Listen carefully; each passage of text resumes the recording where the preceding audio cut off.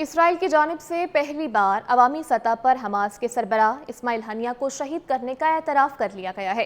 اسرائیلی وزیر دفاع اسرائیل کاٹس نے اپنے ایک بیان میں کہا کہ ہم حوثی رہنماؤں کے ساتھ وہی کریں گے جو ہم نے اسماعیل ہنیہ، یحییٰ السوار اور حزب اللہ کے سربراہ حسن نصر اللہ کے ساتھ کیا۔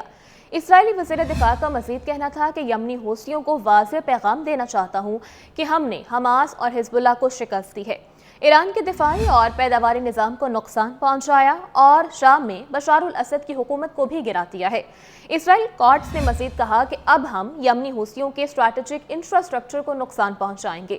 واضح رہے کہ فلسطینی مزاحمتی تنظیم حماس کے سربراہ اسماعیل ہنیہ کو رواں سال جولائی میں اس وقت شہید کیا گیا تھا جب وہ ایران میں صدر مسعود پزشکیان کی تقریب حلف برداری کے لیے تہران گئے تھے، مگر اسرائیل کی جانب سے اس حملے کا اعتراف نہیں کیا گیا تھا۔ ادھر غزہ میں حماس کے ہاتھوں اسرائیلی فوجیوں کی ہلاکتوں کا سلسلہ جاری ہے۔ اسرائیلی فوج کی جانب سے شمالی غزہ میں اپنے 2 افسران اور 1 سپاہی کی ہلاکت کی تصدیق کرتے ہوئے کہا کہ فوج کے تینوں اہلکار حماس کے ایک حملے میں مارے گئے ہیں۔ اسرائیلی فوج کے مطابق کفیر بریگیڈ کا ڈیپٹی کمپنی کمانڈر کیپٹن ایلی گبریل حماس کے حملے میں مارا گیا۔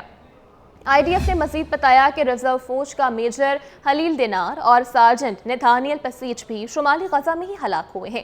گزشتہ روز فلسطین کی مزاحمتی تنظیم حماس کی جانب سے غزہ میں جوابی کارروائیوں کے دوران متعدد اسرائیلی فوجیوں کو ہلاک اور زخمی کرنے کا دعویٰ کیا گیا تھا، جبکہ دوسری جانب صہیونی میڈیا نے انکشاف کیا ہے کہ شمالی غزہ کی پٹی میں نومبر کے بعد سے اب تک 38 صہیونی فوجی ہلاک ہو چکے ہیں۔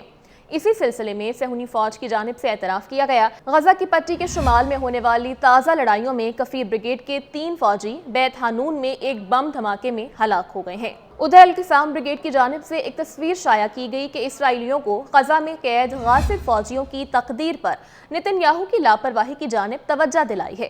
القسام بریگیڈ کی جانب سے جاری شدہ تصویر 2 حصوں پر مشتمل ہے۔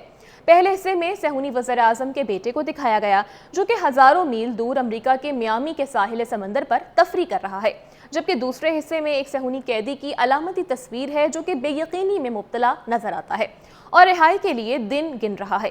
صہیونی قیدیوں کے گھر والوں کے نام اس تصویر کے نیچے عربی، عبری اور انگریزی میں لکھے گئے ہیں۔ یائر میامی میں خطرے سے دور بیٹھا ہوا ہے۔ اب کون سی چیز نتن یاہو کو ایک جامع معاہدے پر مجبور کر سکتی ہے؟ یہ پیغام ایسے موقع پر جاری ہوا جب صہیونی ذرائع ابلاغ یعنی بعض ایسے بنیادی مسائل کو پیش کر رہے ہیں جو قیدیوں کے تبادلے میں رکاوٹ بنے ہیں۔ قابل ذکر بات یہ ہے کہ تازہ سروے سے معلوم ہوا کہ 74% صہیونی آبادکار کسی بھی قیمت پر قیدیوں کا تبادلہ چاہتے ہیں۔